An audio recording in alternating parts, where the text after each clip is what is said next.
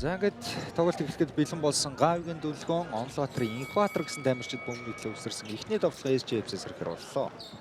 Тоглолт эхлээд аль багуудын хамгаалалт хоёулаа үнэхээр маш сайн болж ирдний ямар гоё давталгаа вэ? Хурд. За яг нөгөө талаас дэлгэр нэм. За түлхүүтэй контактлаад ирэх сайн даваасан бүгэн дэлгэр нэм. Багийнхаа эхний 2 оног авлаа. үнэхээр энэ багийн тоглолтыг маш сайн тэнцвэржүүлж байгаа нэг тоглогч нэг тийм хамгаалж ийн өөрөө довтлоонд их хяналттай байна. 3 шидэлтүүдгээ. За өнөөдөр гараанд гарсан Эрдэнэ дахиад нэг боломж үүссэн. За энэ самбарынхаа хогийг цэвэрлэхгүй бол шийтгэндээ саруулын 3 оноо тэгэлгүй яах вэ? Дахин дэлгэрний 3-аас шидэлт амжилтгүй. Сквап 2 боломжоор. За эцэст нь ингээд бодсон сөхний оноо авлаа. Афганистаны араас шидэлт рүү гаргасан боловч тулаг дагаад гараад ирсэн саруул эрдний шидэлт амжилттай. Маш ухаадаг мэдрэмжтэй.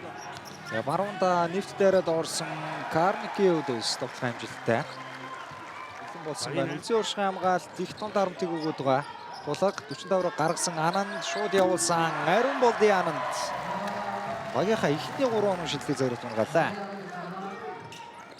Бөмбөг дасдаг цаас Эрдэнэ Баатар. Энэ хамгаалтаараа танигдсан тоглогчдоо тэгээд FC-д тоглохоо дүлгөөн шахсан, задалсан, тулуу авсан, самбар руу орсон зүүн ямар гоё цацтай. За тулуугийн энэ тоглолтууд бол ялчгүй. За их гоё бүгний шилжилтүүд довтлон амжилттай болсон Жинбаатар өөрөө 2 боломжоор дэш явсан байлаа. Хийгээд байна гэж чинь багийн хамгаалалт болоод юм гэсэн үг шүү дээ.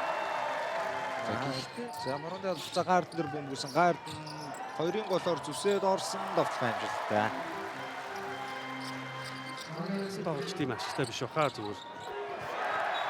Харисын давталгааг хүлээж байгаа болж байгаа удалтай амжилт байна. За ижисүүд ямар гоо дамжуултыг атгуулсан бай. Жордан Харисын ухаалаг тоглолт байлаа.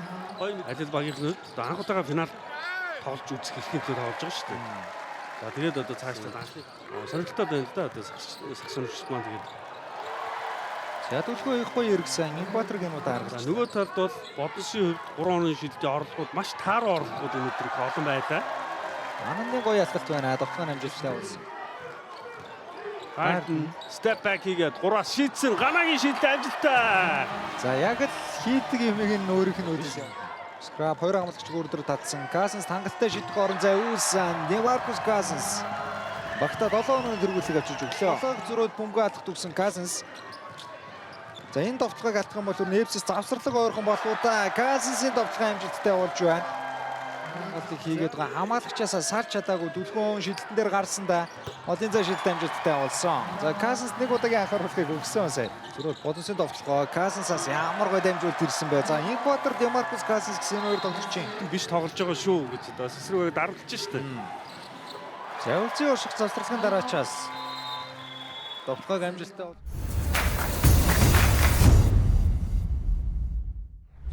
болсонгүй гол Карник буцаад үлзий урших хамгийн сайн шилдэг зэгэндээ үлзий уршин 3 оноо шилдэг амжилттай болсон. За зүрх бодонсын довтлогоо Скрап. За 3 дугаар үеийн эхлэл өрнөний хурдан төвдөө ихэлсэн шууд туулгын одын зай шилдэг амжилттай боллоо.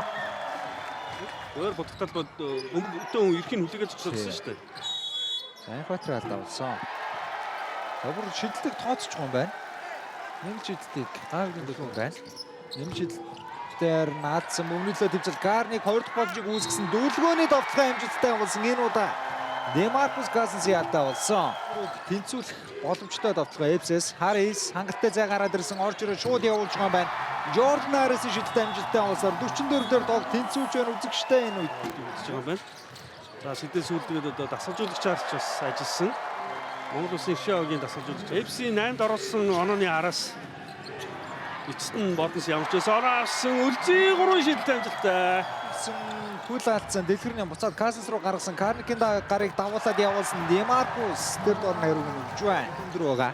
Харис түрүүнийг хийцэндээ гэхдээ үлзий рүү дамжуулсан үлзий дахиад завждаа шийдсэн үлзийгийн 3 оноо амжилттай.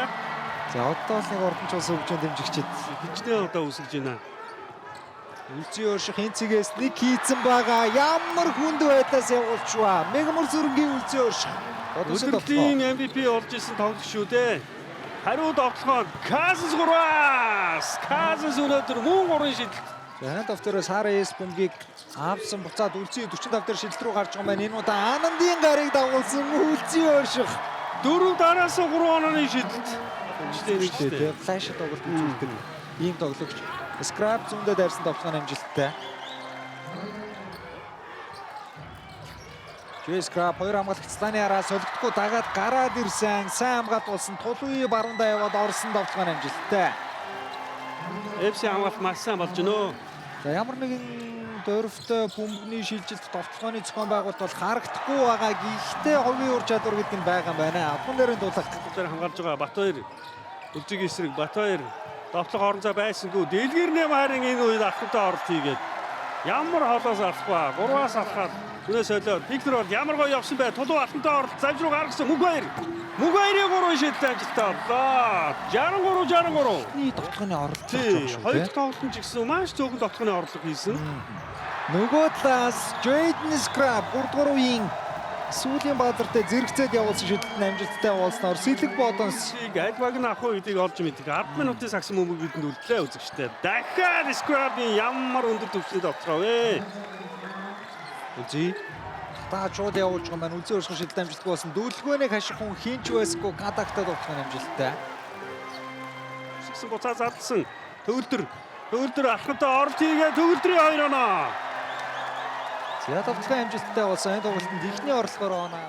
За Бодонсын тоглоо завчин дээр тулаг суларсан. Энэ удаа шидэлт амжилттай болсон. Эсрэг багийн бус руу орж ирсэндээ төгөлдөр Харисыг харгалсан.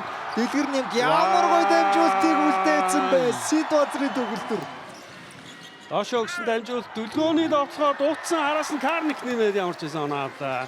Карник өнөөдөр довтлооны самбар зүнхээр Дахиад нэг дамжуулт саруул дохиол өөрөө дундаа самбартаа шидэж байгаа болоо самбарцаа шидэх амжилттай. төгөлдөр тойроод гарч ирсэн. Үзэн өршгийн эсрэг төгөлдөр зүүндээ татааж иж байгаа юм байна. Сид базрын төгөлдрийн шидэл амжилттай болсон. Плей-офф Өөдөөс одоо тоглох ийм тоглоомнууд бас байж болно. тулаг шууд явуулж байгаа юм байна. Туулгын шидэл самбардаа дэмжлээ. За Эвс юусоо нэг сэргэх боломж нь өгдөггүй дээ. Яаж ингэж одоо бүгд нь 3-аас шидэдэж болохгүй. Хоёр. За төгөлдөртэй контактсан тоглоом амжилттай.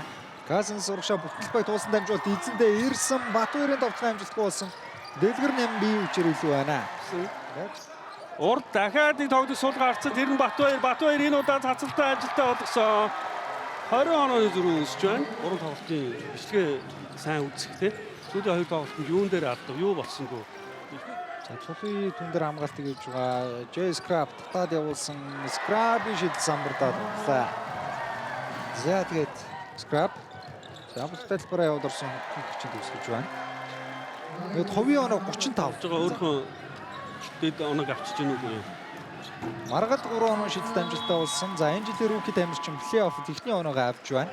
Ингээд үзэгчтэй Сэлинг Боденсбаг цувралыг 2-1-ээр тэргүүлж эхэллээ. Тэд түүхэндээ анх удаа үндэсний дээдлигийн финал тоглож үзэхэд ердөө 2 хожил хэрэгтэй боллоо. За тэгээ хожил авахтаа бүр 100 онооны бослыг давлаа. Олон онооны зөрүүг үүсгэж чадлаа. 23 онооны зөрүүтэй. Хожлыг байгуулж